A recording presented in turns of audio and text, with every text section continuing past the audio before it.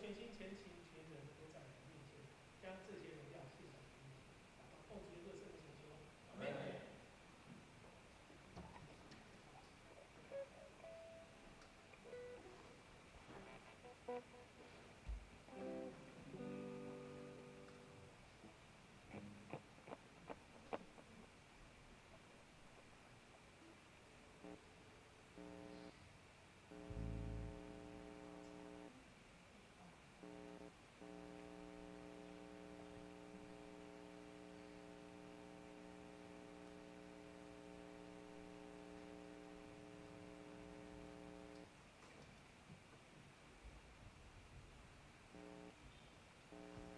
大家平安，让我们一起站起来，用我们的歌声送给我们的神。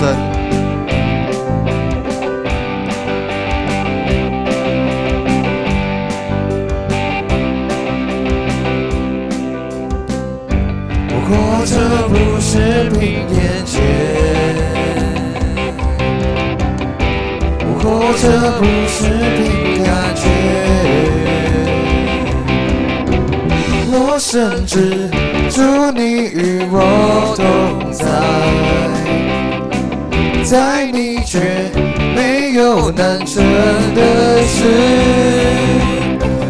有你我能成就一切，能成就一切，因你赐我力量，凡事都有可能，有你瞎也能看见，生命能改变，我凭信心而活，凡事都有可能。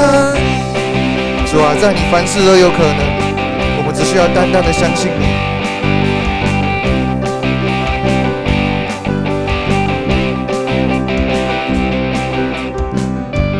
我活着不是凭眼见，活着不是凭感觉，我深知主你与我同在，在你却没有难成的事，有你我能成就一切，能成就一切，你赐我力量，凡事都有可能，有你瞎也能看见，生命能改变，我凭信心而活，凡事都有可能，我相信，我相信，我相信，我相信耶稣，我相信，我相信，我相信，我相信耶稣。我相信，我相信，我相信，我相信耶稣。我相信，我相信，我相信，我相信耶稣。有你，我能成就一切，能成就一切，因你赐我力量，凡事都有可能，有你。瞎也能看见，生命能改变，我凭信心而活，凡事都有可能。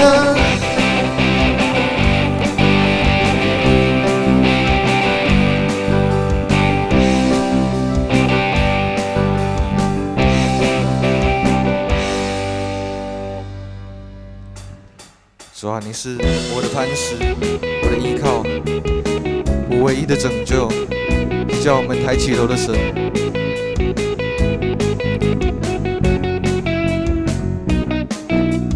耶和华是我的主，必不致动摇，有耶和华的帮助，还要惧谁呢？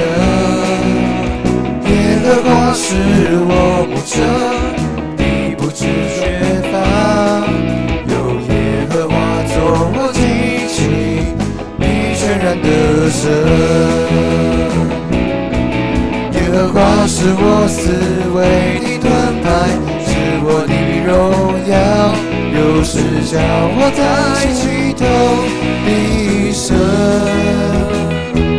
衣袖虽然有哭泣，早晨我们必欢呼，你是我的磐石，我的帮助。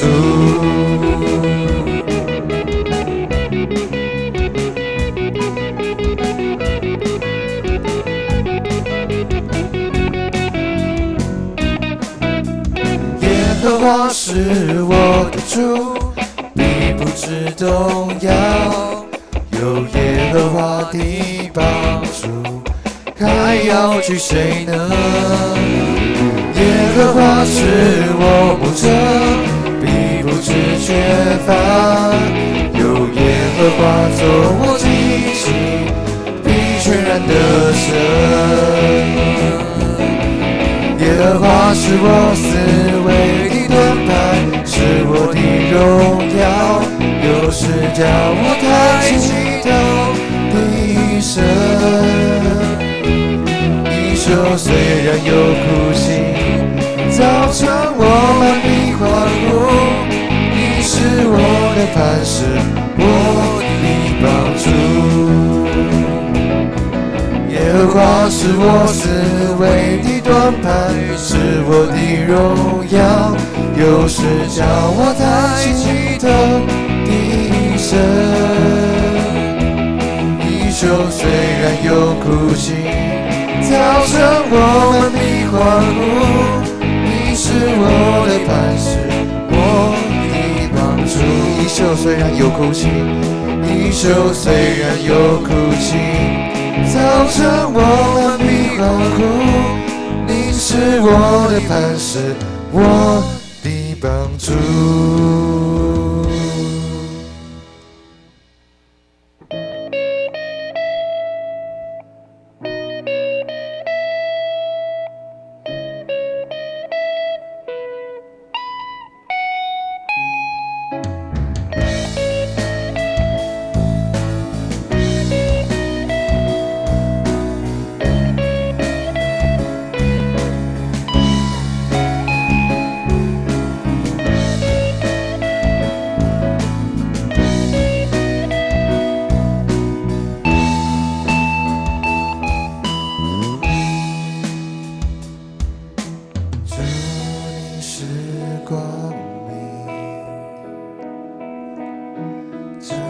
在黑暗里，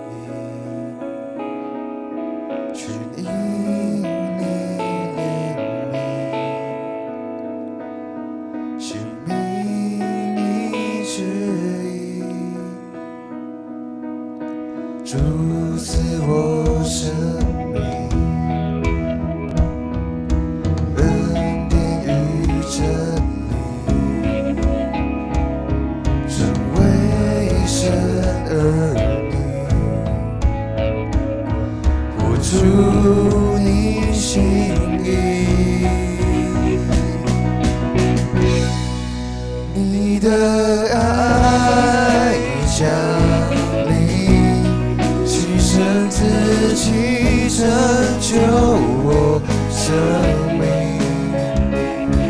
荣耀君王尊贵羔羊，不惜代价全献上，我救主降临，将生命气息水入我心里，进入你爱里，永恒的同在里。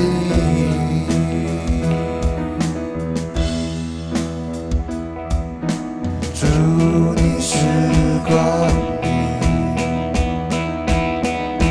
照在黑暗里，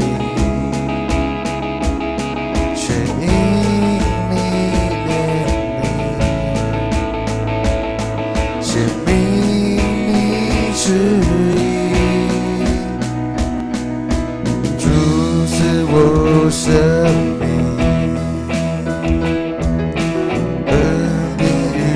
真理，成为神儿女，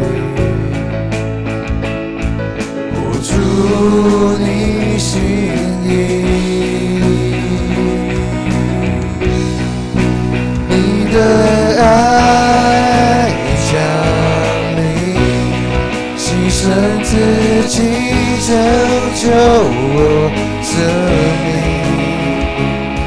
荣耀君王尊贵羔羊，付出代价全献上，我救主降临，将生命气息吹入我心里，进入你爱里，永恒的同在里。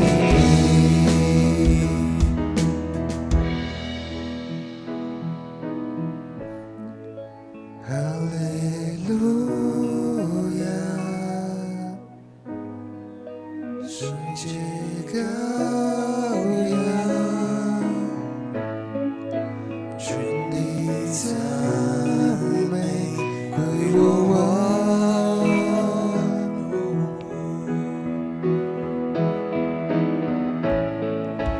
哈利路亚，圣洁羔羊，全地赞美归我王。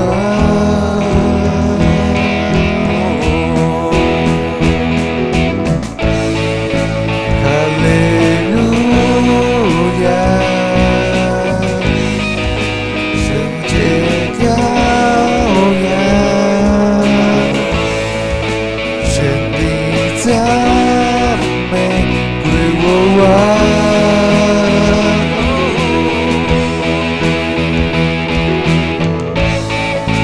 哈利路亚，圣洁羔羊，全地赞美归我王。你的爱降临，牺牲自己拯救我生命。荣耀君王尊贵羔羊，不惜代价全献上，我救主降临，将生命气息吹入我心里，进入你爱里，永恒的同在里。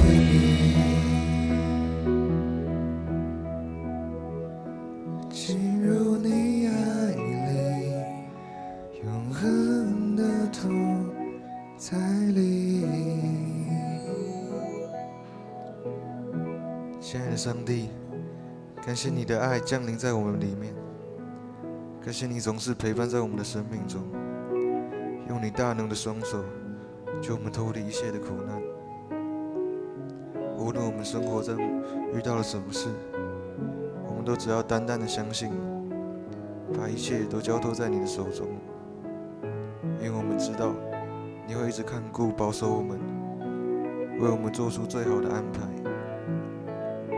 孩子这样祷告，都是奉主耶稣基督的名，阿们。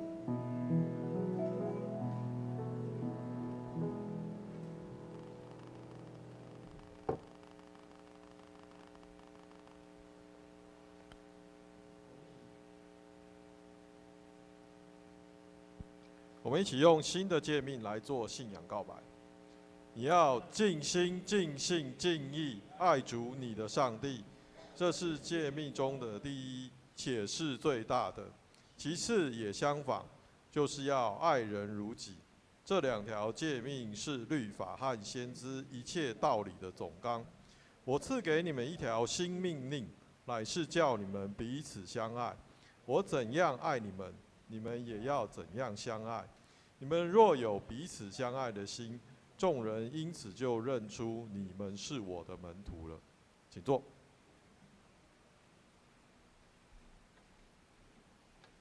奉献，请当值的同工。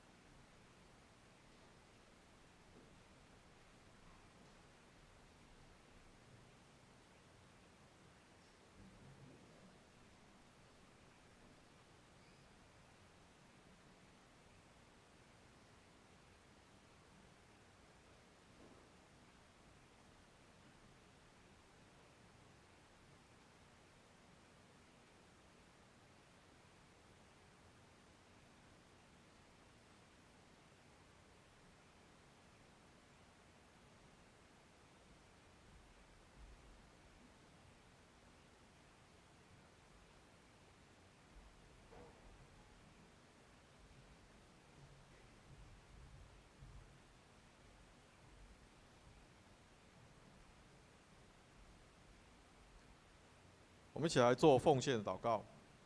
全能的阿爸父神，我们再一次来到您的面前，用感谢进入你的门，用赞美进入你的院。主啊，我们是如此不配得你赦罪的恩典，你却用圣灵带领我们来认识你、信靠你，成为我们一生的依靠，领受从你而来的丰盛恩典。我们实在满心感谢赞美你。你拣选我们成为你的器皿，我要来荣耀上帝的名，又使我们传扬福音，让台湾每一个人可以透过我们这些基督徒来看见上帝的作为。无论是在教会、社区、家庭，还是在我们的工作场所，盼望我们都能成为世上的光、地上的盐，来兴起上帝的功，让我们所在之处都有上帝的荣光来显现。今天也是新竹圣经学院的纪念主日，愿主纪念圣经学院在造就信徒上所做一切的功，让他们可以在信徒的神学上、教育上面做光做盐，让信徒们能够得到造就。最后，让我们一起用主所教导的主祷文同声祷告说：我们在天上的父，愿人都尊你的名为圣，愿你的国降临，愿你的旨意行在地上，如同行在天上。我们日用的饮食，今日赐给我们，免我们的债，如同我们免了人的债，不叫我们遇见试探，救我们脱离凶恶。因为国度、权柄、荣耀，全是你的，直到永远。阿们。好，报告。我们先来看第一项报告。第一项，本主日是新竹圣经学院奉献主日，感谢南势角教会江志浩牧师的信息。姊妹牧师与江牧师交换讲台，请为竹圣办学的需要关心奉献。我们请音控来放一下竹圣的影片。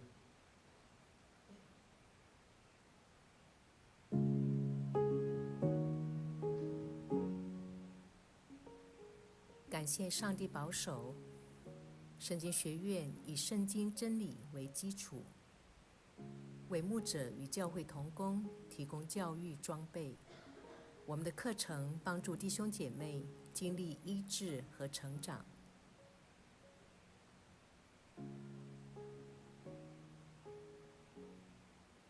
针对牧者同工提供灵修与进修。传道人平常都非常忙碌的服事，因此更需要进修。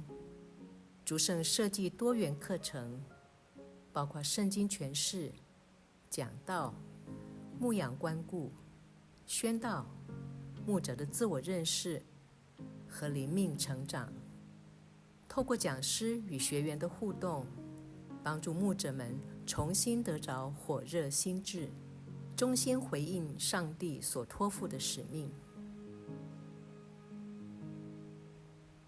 针对信徒和上帝的关系，学院借着不同的基督教灵性课程和工作坊的设计，深化丰富灵命的旅程。例如，举办生态灵修体验营，我们邀请英国的 Bookless 教授带领我们探讨后疫情时代如何关心上帝所创造的美好世界。我们举办第1届基督教教育博览会，主题是重返福音现场。在当代基督教艺术工作坊，邀请基督徒艺术家分享在日常中用艺术表现信仰的敬虔，借着规划4个艺术类型的展览空间，引领与会者重返福音现场，与自己对话，完成一幅心灵艺术的信仰展演。牧者高峰会，我们邀请牧长们在高峰路上相会，将牧养作为一趟门训旅程，就会发现陪伴对象越多，所需要的策略也越多。在这个不断变动的时代，第一线的牧养与信仰教育者必然都努力寻找与尝试各种方法和工具，期待能够更有系统、更有深度的服事。针对教会需要，我们设计各种深度灵性课程和工作坊，并负责课程的内容带领与专讲。欢迎有需要协助的教会或机构，将您们的期待告诉我们，一起来规划培育课程和活动，透过具体的服务，迈向愿你旨意在地，在我们的教会机构如同在天的祷词。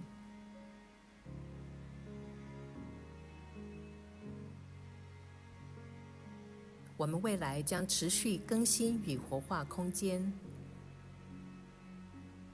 逐步改善原有的建筑物，让它们符合现代化，而且更具有信仰意涵的空间，使基督教信仰的生命之美具体落实于硬体设施之中。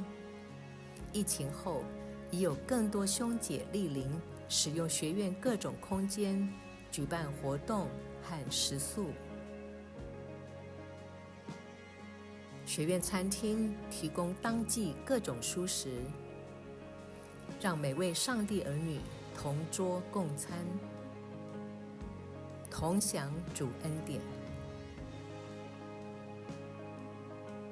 邀请您在清晨漫步于校园，亲身感受阳光的照耀，大地的青翠，绽放的花朵，体验造物主的美好创造。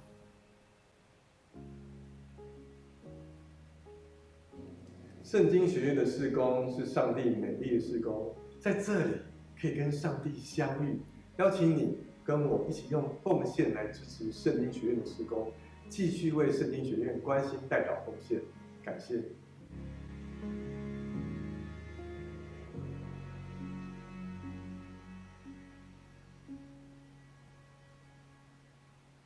好，请大家为竹圣继续关心代祷。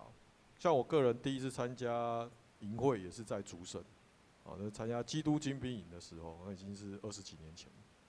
那其实有非常令我感动的一个经历啦。那其实，竹圣当然其实不止从20几年前到现在，其实已经做了蛮大的转型了。他们现在比较着重在牧长以及平信徒的造就上面。请大家继续关心竹圣。第二点，本主日下午4点于教会1楼举办中秋烤肉，请完成报名的兄姐按关怀部的分组名单提前入席。第三点，教会奖学金接受申请至本主日截止，于9月22号颁发。奖学金颁发办法请参阅公布栏，请主日学校长及青少年辅导将名单和积分交给教育部丽娟长老会诊。第4点，10月6号礼拜后将召开临时会员合会办理长职改选，即在人在会员名单、长职候选名单暨推荐名单均已张贴于公布栏，请大家留意。如果当天有会友没有办法出席，麻烦记得要请假。好，第5点，10月27号为本堂锁定音乐见证福音主日，由建成乐团担纲，邀请教会兄姐同来见证分享主恩，每位7至10分钟，请把握1年1度在盛会见证主恩的机会。即将额满，请勿消灭圣灵的感动，尽速向牧师报名。第6点，请各团契会长于9月22号前提交第4季服事排班以及聚会主题给干事会诊，以力完成第4季季表。团契消息：9月28号到29号，圣歌队举办圣乐布道，要到新竹新丰教会进行音乐见证短宣。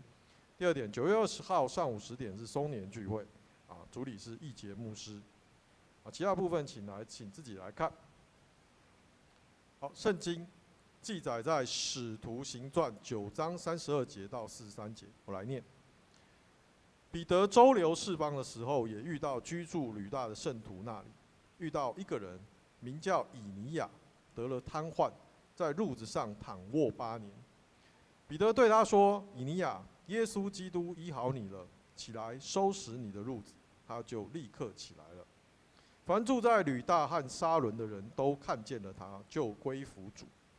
36节，在约帕有一个女徒，名叫大比大，翻希利尼话就是多加，就是羚羊的意思。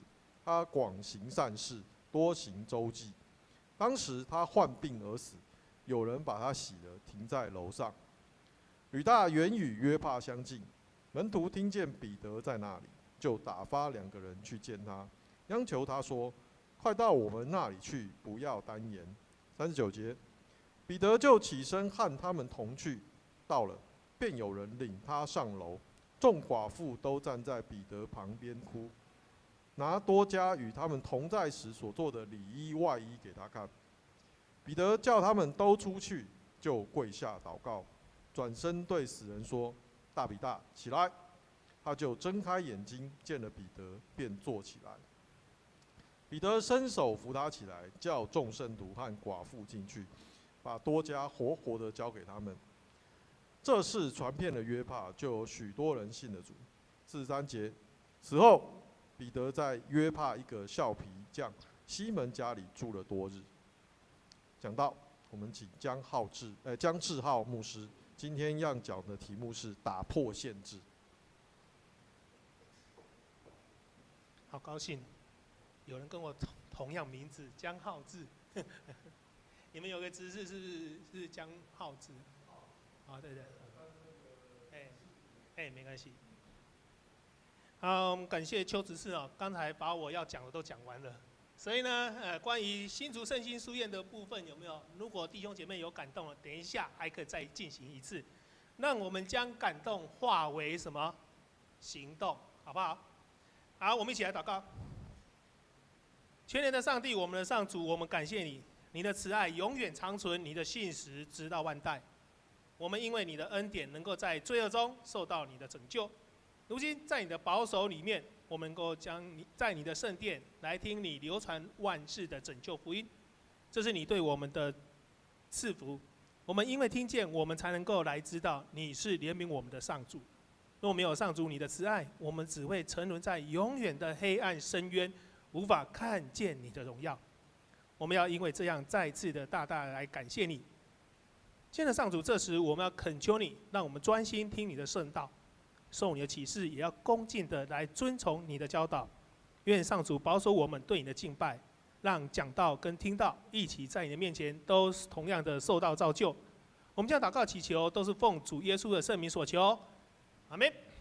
很高兴可以来到同学的教会，志梅牧师的教会。那我们那个义杰牧师也跟我非常熟哈，然后家里的小孩子也都认识，从小看到大这样子哈。彼得呢是一个犹太人，他也是一个采矿的人吗？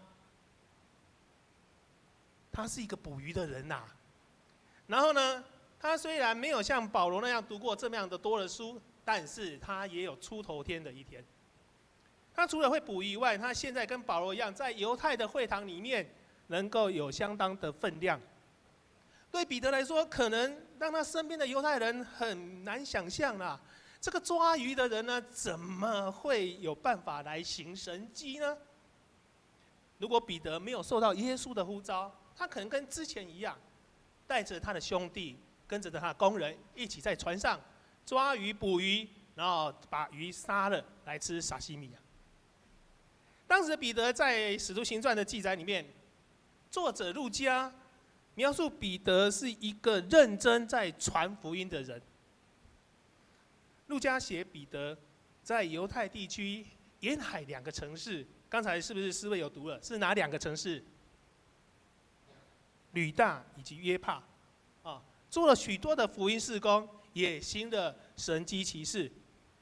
其中一个是医治好一个叫做以尼亚瘫痪的人，另外一个是彼得让一个叫做大比大，希腊名字叫多加的女信徒，在他死后之后，又让他可以喘气，活了起来，并且彼得行了那段神迹之后，他继续留在约帕，他也成为一个跟外邦人有连结的一个桥梁啊。在这之后，彼得让哥尼流这位罗马的军官，他带领他来信主。另外，在路加福音的第5章有写说，耶稣用他自己的权柄医好一个让朋友从屋顶把他放下来的。主日学都有读过这个故事，对不对？有上主日学的只爱请举手。好，你有听过这个故事，对不对？很好。耶稣就让这个人从屋顶上垂下来，但是他的朋友帮助他，让耶稣也让他可以起来，怎么样？重新他这个可以再继续的走路。彼得在《使徒行传》第3章记载的一个神迹是：金银我都有没有？有，没有啊？我只把我所有给你，我奉谁的名字？奉着耶稣的名字啊，叫你起来行走。这让我们知道，彼得也是奉靠着耶稣的圣名，让人起来，重新可以再行走。在路加福音第7章，有人抬了一个死掉的人出来，他的母亲单单的生这个儿子。耶稣看见了就怜悯说：“啊，年轻人，我跟你说，你起来。”于是死去的人就坐了起来，又继续的说话。耶稣让寡妇的儿子可以再度的活过来，是让寡妇有亲人可以依靠。耶稣成为这个寡妇的一个谁？帮助者啊。同样，当彼得在医治好女信徒多加的时候，他将众人留在屋外，这也让彼得借着医治着多加，来成为这群基督徒的帮助者啊。所以彼得与耶稣所行的神迹有没有相似的地方？有啊，都让死掉的人怎么样？又可以呼吸啊。所以耶稣跟彼得的这些行神迹的相同地方，是因为彼得所行的神迹是跟随着耶稣的模式，在耶稣里面的能力，在这件事情上移转了给彼得。所以在今天的经文里面所带来意义，是连结的更前面的部分。使徒行传的第8章记载，腓利看见伊索比亚管理经济的太监，并且向这个外邦人传福音。之后的第10节又记载说，彼得进入一个外邦军人哥尼流所住的一个外邦人的一个世界。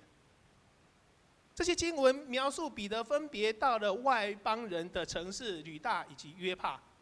城市里面的外邦人很多都是在做生意，他们做着跟军队相关的生意啊，或者是买卖。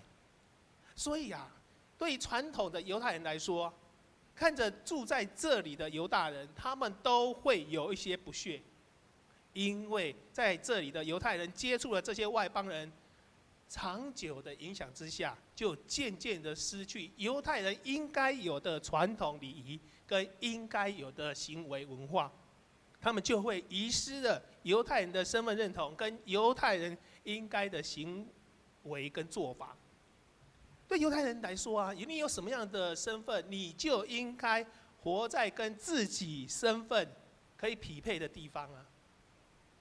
对于传统犹太人来说，他们不会让自己活在不适合他们的地方啊，因为身份一直是犹太人非常重视的一项荣誉，就如同他们的生命一样，那么样的重要。因为身份是犹太人看为最重要的一件事情。但是我们在今天的经文的最后一节，你还有印象刚才我们的诗会求职那个执事所读的那个部分吗？告诉你，最后一段的经文是写说，彼得跟一个皮革匠西门住在一起呀。是住几天？他不是住一下，下午3点要怎么样进饭店，早上几点要出去？你们住饭店都到10点嘛，哈，对不对？哎，没错，他住了几天呐？彼得是一个标准的犹太人，虽然他已经相信了耶稣，但是他仍然在遵守着犹太人的传统律法。他不是说信了耶稣之后就跟传统律法没有相关，或者跟犹太人就再不往来，不是，他还是一样的有关联。他守着犹太人的律法，只是让人想不到，他居然去跟一个被犹太人认为不洁净的人跟他住在一起呀。这个人是做什么的？皮革匠啊，他去住在一个被犹太人认为不干净的人，而且还住在他们家里面。因为像这样从事这些皮革匠的职业，也会让犹太人认为他们与外邦人一样都是不洁净的。犹太人只认为自己洁净，他认为我们这些人都不洁净，我们是不是外邦人？对犹太人来讲，我们是什么人？台湾人，他们认为我们是外邦人啊。这种职业会让犹太人认为不洁净，是因为他们要处理死去的动物的尸体呀，并且借着尿液在保存动物的尸体的这个过程当中，将动物的皮制成日常用品在使用的袋子啊，你提的 LV 的包包，你穿着阿玛尼的皮鞋，你在用爱马仕的这个皮带，都是一些他们认为不洁净的人所做出来的。然而，写圣经所用的皮革，也是用死去的动物所制成的啊，矛盾吗？圣经是神圣的，对不对？但制造圣经所使用的皮革是谁做的？是那些被犹太人认为不洁净的人所制造出来。这些不洁净的东西后来写成圣经的经文啊。但是对于彼得来说，他并没有因为接触到死去的多加，以及跟职业是皮革匠的西门，他住在一起，他就受到不洁净的污染。就算是让我们觉得不洁净，有时候上帝不一定会是这样子认为啊。因为在上帝的怜悯之下，犹太人跟外邦人都同样可以领受福音所带来的恩典跟好处啊。一切人的行为，或者大家所说的洁净或不洁净的这些规定，都不应该成为传福音的阻碍，或者是拒绝的理由啊。我们也可以看到彼得所行的神迹的对象，他有男生，也有行神迹给女生。使徒行传的作者路加特别记载彼得的这两个神迹，他是要对着众人来说，福音并不是只有给男人跟女人。我们现在觉得没什么啊，可在旧约的时代，这些新约的时代，这些人所做的事情是有分别，男生跟女生是有差别的。每次我说到这个的故事的时候，就会想起我们教会的故事啊。我每次用我们教会来做例子啊。我们的知梅牧师是不是在这教会封牧的？当初封牧的时候，我知道教会的小会员其中有4位女性的长老，对不对？我自己的教会啊，之前也是4位女性的长老，跟一位保障名额的男长老啊。其实他们都非常的用心，也非常的认真在侍奉上面，没有因为男生或女生就有所差别。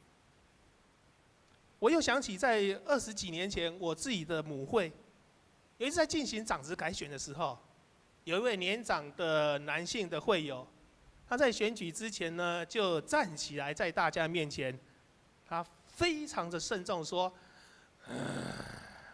我们教会啊，应该要选男性来担任长职，来领导我们的教会，才能够向前走。”结果一选举下去之后，有一半都是女性来当选我们的长职啊。我们很谢谢这位弟兄在这么多年前就知道两性平权，让我们教会可以出现在这里面，选出许多的女性成为我们的长职。其实啊，上帝是照着他自己的意思在运行跟成就的，不是照着人的企图跟想法。有时候，一些让我们感觉讨厌，或是让我们觉得恶心的人，我们看不顺眼。其实有时候我们并没有比他们好到哪里去，我们所犯的罪可能比他们差不了多少，甚至有时候是不相上下。但是我们却看清他们。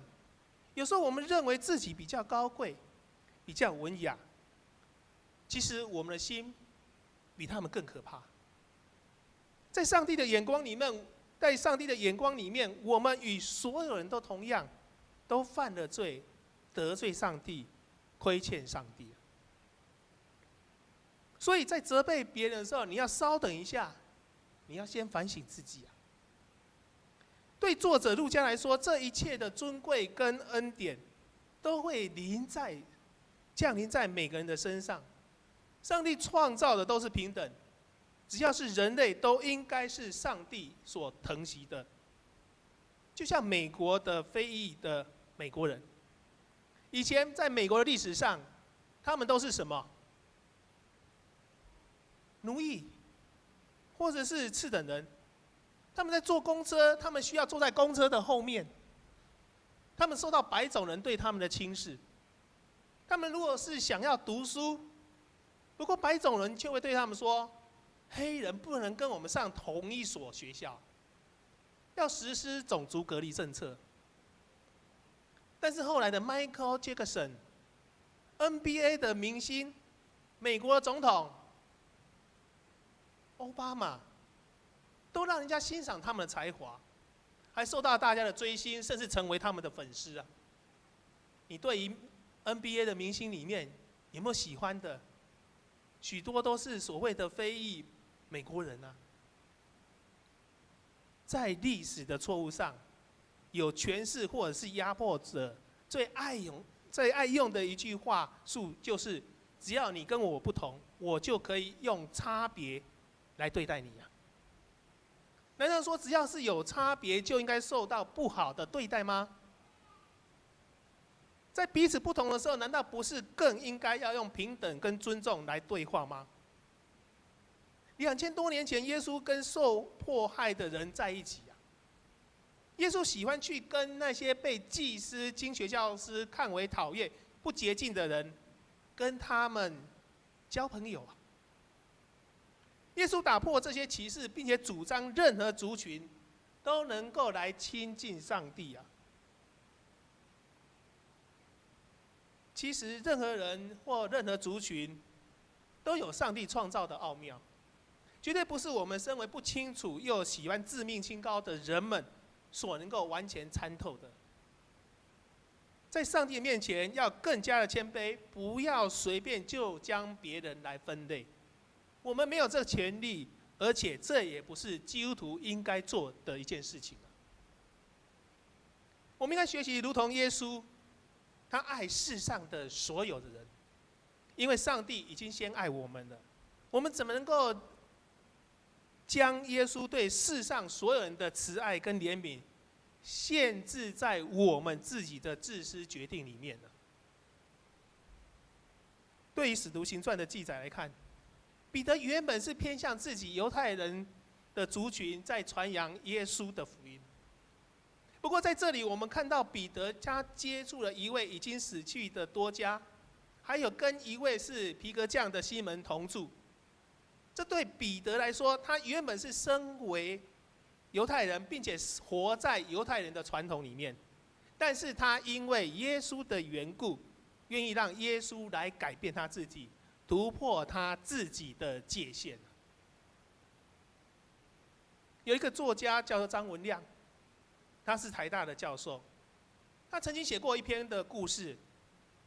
故事说到有一群基督徒的大学生，他们去到特种行业的酒店，想要在酒店那边来传福音。相信对于我们这些基督徒来说，可能我们连想都未曾想过要向这样的对象来传福音吧。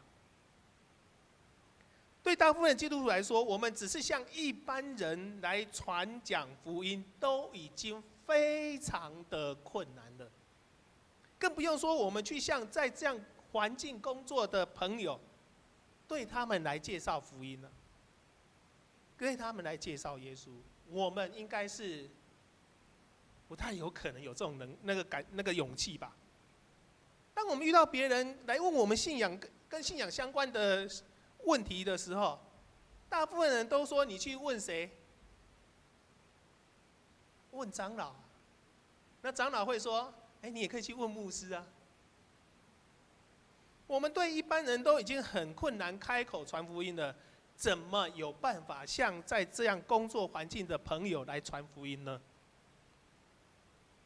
作者张文亮他继续说，有一个来开门的小姐看见这一群大学生，就问他们说：“冲啥？”这群大学生就回答说：“我们是某某大学的学生，基督徒学生，我们要来到这里来向你们传福音呢。”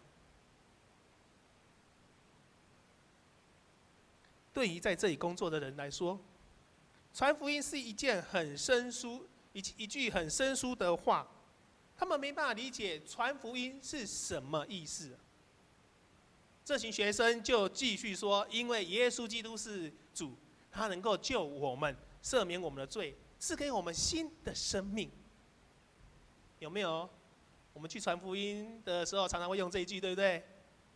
这是一个很制式的宣教的语言。当学生们才讲到一半，马上就有一个妈妈桑的女性接着说：“啊，问的你家十几年啊，啊，没人敢讲福音吗？”啊，对了，这是华语堂，我要讲华语。在这里我们已经10几年了，都没有人来向我们传福音啊。那你们知道这是什么地方吗？在这群学生当中，带头的孩子回答：“啊，这要说酒店吗？”他又不太敢说出嘴。所以他就说：“啊，这个是一个需要福音的地方。”对于这个带头的学生来说，他一时也想不到要用什么比较文雅的词来形容这个地方。反倒是这一群的女性，就很轻松的说出：“这就是酒店啊，我们这里所有人都在这里上班啊，我们这就是特种行业啊。”但是对于这一群基督徒的学生来说，此时此刻，唯一能够说的是，这是一个需要福音的地方。他们大家都非常紧张，因为这个时候他们不知道继续要再说什么才好。结果就有人对着房间里面的人喊说：“来哟，赶快来哟！我们出来，有人要对我们传福音了。”没有多久，就有许多的女性就从房间里面慢慢的走到客厅来这边。就坐在椅子旁边坐了下来，因为大家想要看这群大学生到底要做什么。每个人都在期待大学生能够变出什么样的花样，让他们来看。渐渐的，在窗户旁边，不知道什么时候已经挤满了连隔壁也要来看热闹的人了。很多头上都理着小平头的人，身上都怎样？刺龙刺凤的保镖也都靠近来。他们是来看好戏的吗？也是。他们是要站在门口干嘛？要把他们堵住，不要让这一群大学生来离开这个地方。对于这群大学生来讲，他们现在没办法转身来离开这个地方。带头的学生，他才发现他自己就像一个小孩子在开着一台大卡车，他闯进夜市里面。这个时候到底是要挖苦呢，还是掉头来离开？你有没有开车去夜市过？有啊，我自己的教会就在夜市旁边呢。下午3点的时候就挤满人了。有时候第一次去不知道，我就从夜市要开出去啊，我就在里面足足开了半个小时才开得出去。这些大学生就像这样的处境，他完全不知道该怎么样来脱身。亲爱的弟兄姐妹，当我们看到这样的叙述之后，我们会认为这群基督徒的大学生，他们是吃饱太闲了吗？还是他们太过于理想化了？或是他们根本搞不清楚这个世间的邪恶，或者是只是他们去那里只是会被人家取笑而已。基督徒去那种场合，是要对人家传什么福音啊？对不对？啊，这一场的反应跟上一场不一样。上一场我说对不对？一群愚笨的羊群，自己跑入狼群之中。就一般人的眼光来看，总是认为这些学生让他们学一次经验也不错啊，以后就再也不会自己做出让自己陷入在这样的困境里面嘛。你空有那个热忱，但是你不知道这个世界就是加你安妮啊，这个世界就是这样子，你还要去。但是就在这些学生不知道再过来该怎么办的时候，张文亮这位作者说，主耶稣伸出他的手，亲自来掌管了这一切。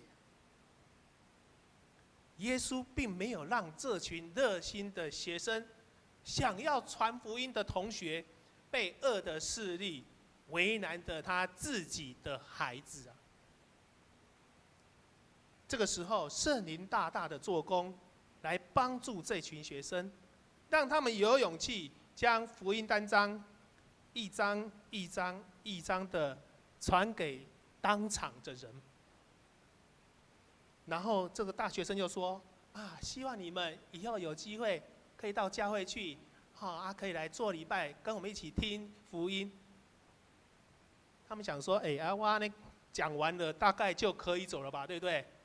我们该讲的讲了，福音单张也发了，是不是可以离开了？”结果有一个年纪比较大的女生，满头的金头发，就说：“年轻人，很少人来到我们这里呀，我们也很少有机会去教会啊。那你们既然来了你们就在这里传福音嘛。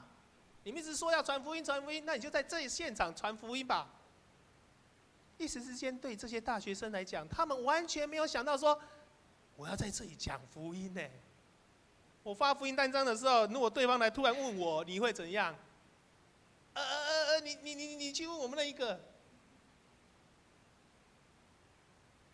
他们意外，没有想到他们会在当场就提出这个问题，然后就说：“阿姨，你们要我介绍福音给你们哦。”但圣灵大大的做工，帮助了他们。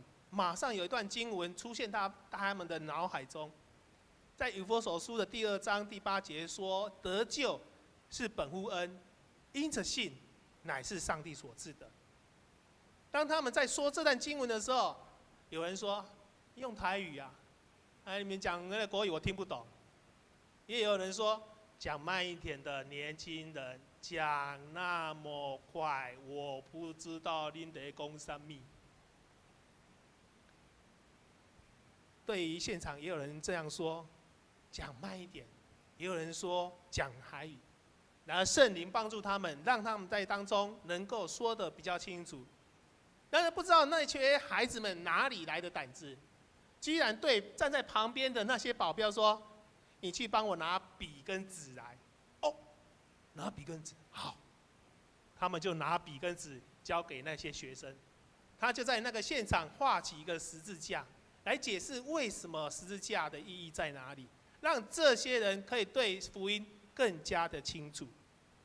想不到越听的人越来越多，大家都围在一个桌子旁边看那个孩子在解释那个道理，圣经道理。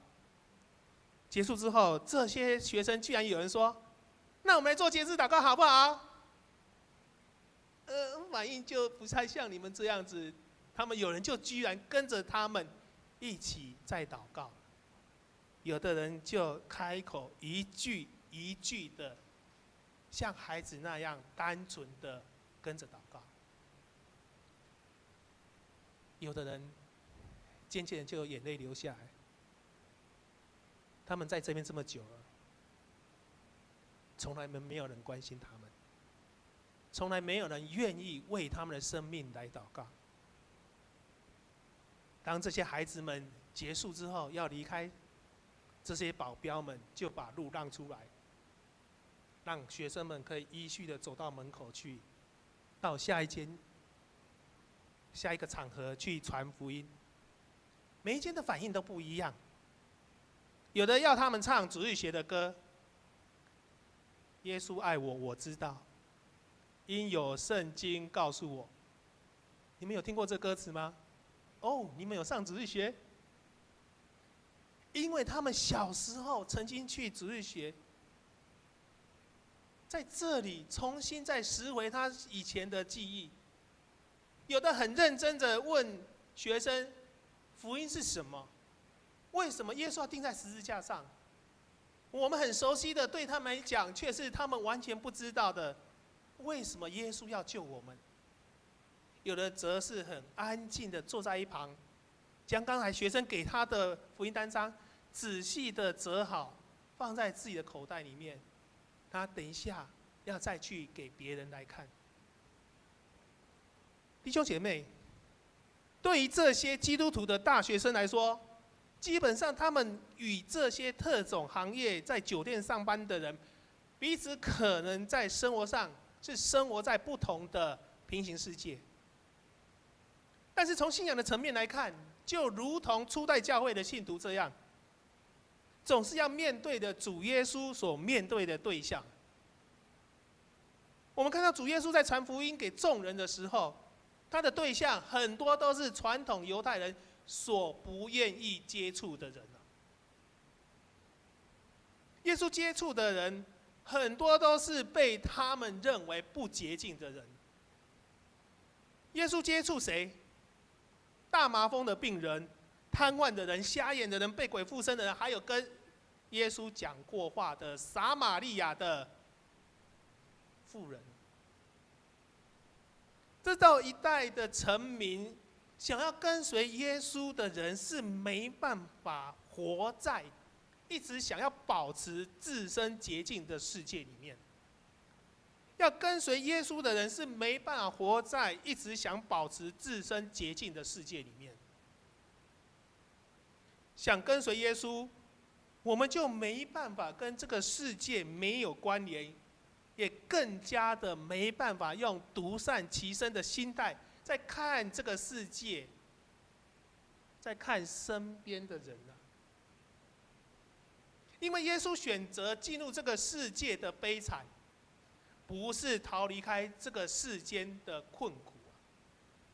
耶稣进入这个世界的悲惨，不是逃离开这个世间的困苦。基督教从初代教会的时代一直到我们这个时代，应该不是一个将富贵、名声、富有、成功连在一起的信仰。基督教应该是传主耶稣，他其实一直与弱势的人、受伤害的人、受委屈的人、遭受不公平对待的人，与他们在一起的耶稣啊。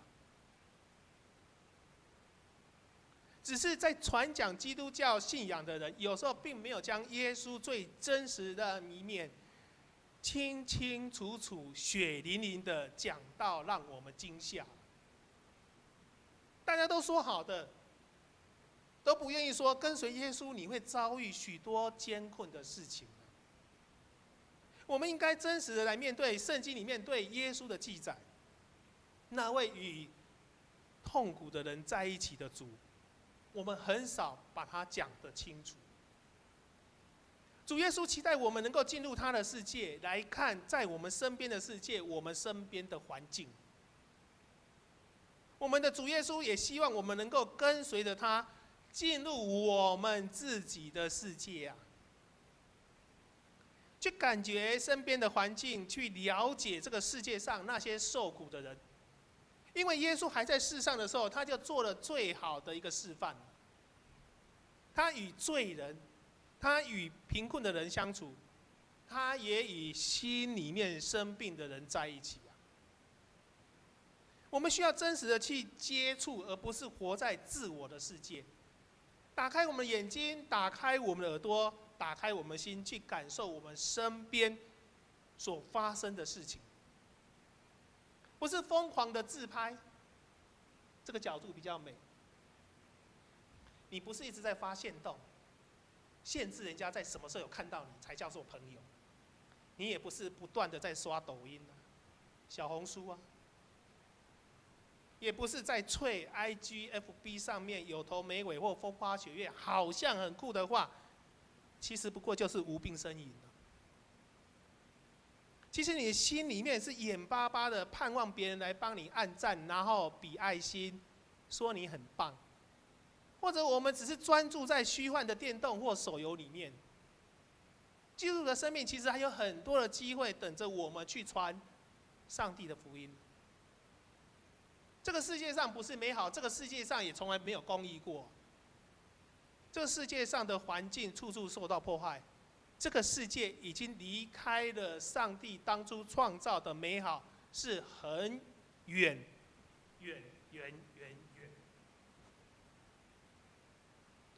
这也是耶稣要我们用心来看的世界。弟兄姐妹，对彼得来说，他犹太人的身份是在犹太世界里面受到看重的，但是对于主耶稣所说的上帝的国度来看，这样犹太人的价值就远远的不值得羡慕。我们在世界上就算有成就，在上帝的眼光里，这个成就算什么？彼得愿意让自己如同耶稣所教导的那样，去接触已经死掉的多加，去跟那些让人家认为不洁净的皮革匠西门住在一起。这群大学生愿意来到完全跟他们生活不同背景、价值观的人当中，向他们来传福音。在这样心惊胆跳的过程当中，凭着对着耶稣的信，做着这样可能我们一直都不敢去做的事情。这一切对我们基督徒来说，可以带给我们什么样的反思啊？张文亮教授说，福音是世界上的人得到永生的唯一管道。福音是世上的人得到永生的唯一管道。然而，我们对福音传扬不传扬，我们有感受到吗？所以，就如同葡萄枝子接连在葡萄树上，任何想要传福音的人，他要将自己牢牢的跟主耶稣来联合。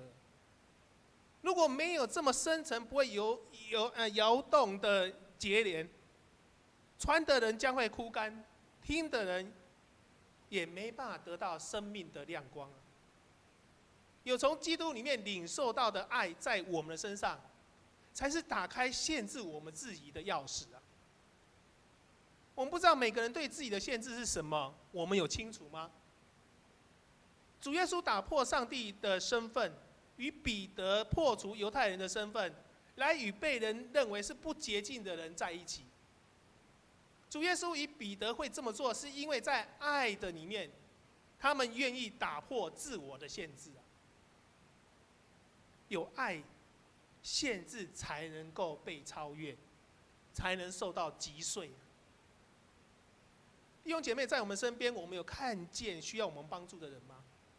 在我们的生活当中，我们有看到那些不堪卑微犯罪的人，他们的生活吗？他们的处境吗？如果我们还在用自我限制的眼光在看他们，我们只能说主耶稣跟彼得他们的所作所为，在我们的自我限制里面，我们还没有将这些来破碎啊。主耶稣与彼得做了这么多，我们却都只在做我们自己而已啊。难道说我们对主耶稣的道理，仍然认为那是对隔壁的那个人，我前面的那个人，我后面的那个人讲，不是跟我在说的？愿主耶稣帮助我们，透过今天的经文，让彼得对自己这样打破自我的限制经历，我们受到鼓励。当我们没有主耶稣的仁爱在我们的心中，我们就没办法在被限制当中进入那些受人轻视、受人欺负、受人苦楚、受人用阶级意识被对待的人，进入在他们当中，更加不可能与他们同在，来扶持着他们，也没办法让来跟主耶稣一起对抗受到耶稣一直在打击的这个邪恶。愿上帝赐下让人有慈爱的心在我们的身上，因为当我们打破限制，遵从主耶稣基督的教导，我们就可以让基督的荣耀再一次的显耀在众人的面前。请我们一起来祷告。若是我们愿意打开自我的限制，我们就得着上帝你的称许。彼得愿意在主耶稣的教导之下，行出你对他的呼召。愿主耶稣让我们有更宽阔的心，看见在这世上需要我们来帮助的人，他们的呼求。让我们不是心里是刚硬的人，让我们愿意为着主耶稣基督打破我们的限制，来进入在主耶稣基督宽阔仁爱当中，更加来得到上主你对我们的喜悦跟接纳。我们也要恳求上主，让我们在圣经学院的奉献主日，在这么有意义的礼拜，打破我们对自己的限制，愿意对我们的神学院在圣灵的动工之下，让我们的感动没有消失，让我们有这份的付出的力量，努力来持守对他们的关心机会。让我们用我们做得到的方式，用代祷以及奉献，共同来成就上帝国度的福音事工。愿上主帮助我们。我们这样祷告祈求，都是奉耶稣基督的圣名所求，阿们。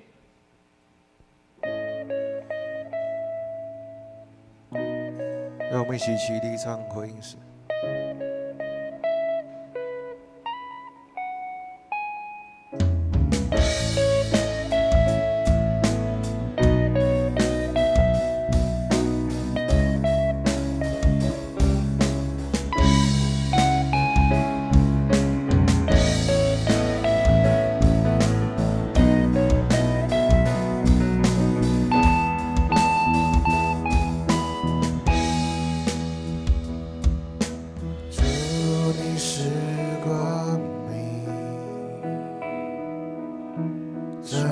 在黑暗里，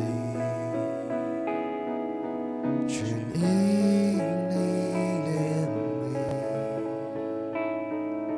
显明你旨意，主赐我生命，恩典与真理，成为神儿女，活出你心意。你的爱降临，牺牲自己成就我生命，荣耀君王尊贵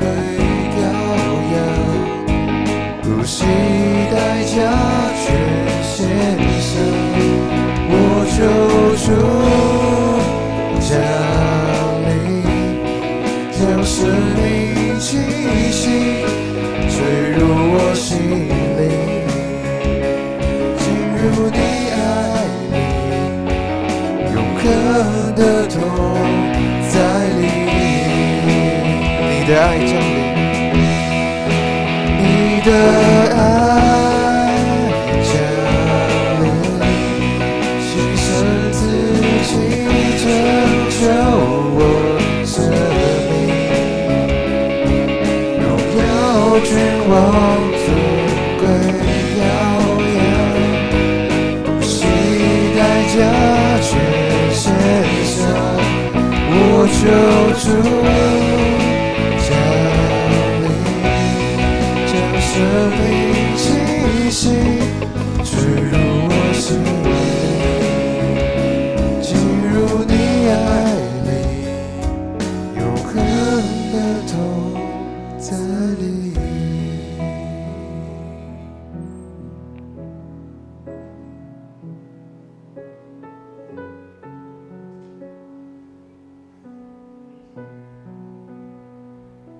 领受上帝的恩典。愿主耶稣基督的恩典、上帝的慈爱、圣灵相通，与众人同在。在这圣经学院的奉献主日，让这些同工与你们大家都一起受到祝福，从今时直到永远。阿们。让我们来唱最后一首歌。你的话语是我生命的救恩，你的双手扶持软弱，是我刚强。道路真理生命，是我们永活的见证。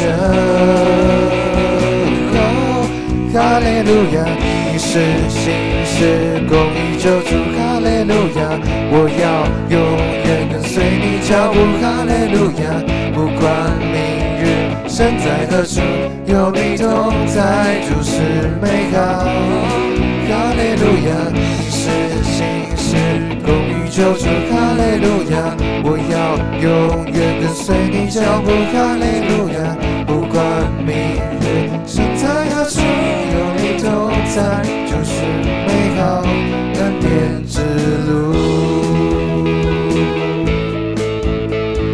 2堂礼拜到这里结束，大家可以彼此交易平安。